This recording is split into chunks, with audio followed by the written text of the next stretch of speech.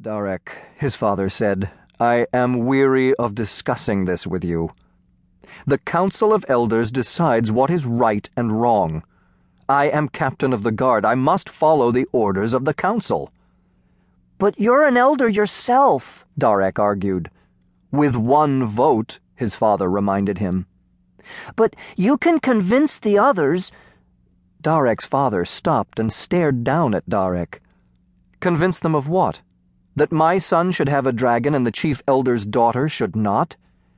But Xantor chose to be with me. No one captured him. It isn't the same, Darek argued. Yannick shook his head. I'll do my best to try and prevent bloodshed, he said quietly. That's all I can promise. Darek saw the expression in his father's eyes and realized that it was senseless to argue further.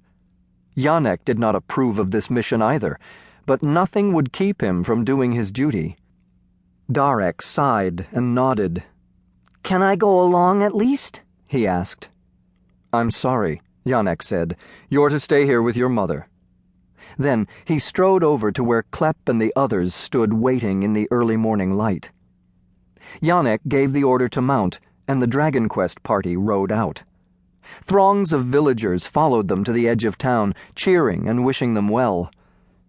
Just like the old days, Darek thought, when the men used to hunt dragons. Darek had hoped those days were gone forever. Xantor shuffled over to him. Ronk! He cried. Darek stared sadly at the little dragon. Xantor's own mother had been killed brutally, needlessly, on just such a dragon quest. I'm sorry, my friend, Darek said quietly. Suddenly, from across the paddock, there came a soft call. Xantor! Xantor, come here, fella! Xantor's ears pricked up, and Darek whirled around. Rowena! How dare she come here now? Stay, Darek commanded in a low growl, but it was too late. Xantor was already half running, half flying toward the girl.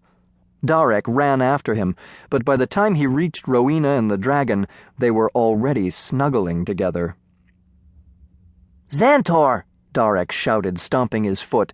Come here! Xantor glanced at Darek, but did not pull away.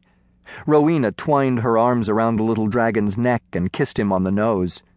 Xantor looked up at her, his green eyes shining. Soon we'll have a new friend, she told him excitedly. Another little dragon to play with.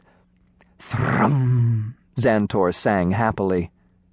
Darek was so angry at Rowena, he felt like he could breathe fire. A friend, he spat. Do you steal a friend from its mother, Rowena? Do you tear it from its family? Force it to leave its home? Is that how you treat your friends, Rowena? Rowena glared at him. That's what you did, isn't it? She asked innocently. You know full well it's not, Darek snapped. Xantor's mother was dead when I found him. She was killed on a dragon quest. He came with me because he chose to. Rowena tossed her head. And my dragon will choose to be with me, she said. Then she hugged Xantor tighter and narrowed her eyes. Just like Xantor would, if you'd let him. Wouldn't you, Xantor? Xantor stared at her with adoring eyes. Thwip! Out flicked his tongue, planting a kiss on her cheek. Suddenly, all of Darek's anger melted, and he felt a rush of tenderness toward Rowena. She seemed to be the sweetest, loveliest creature he had ever seen.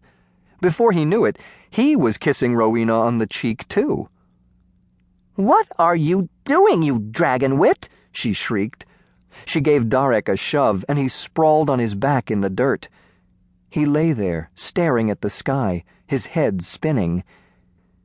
Had he just... No, he couldn't have. It must have been a dream. He turned and looked. Rowena was gone. Yeah, that's what it was, he told himself. A terrible, horrible dream, that's all.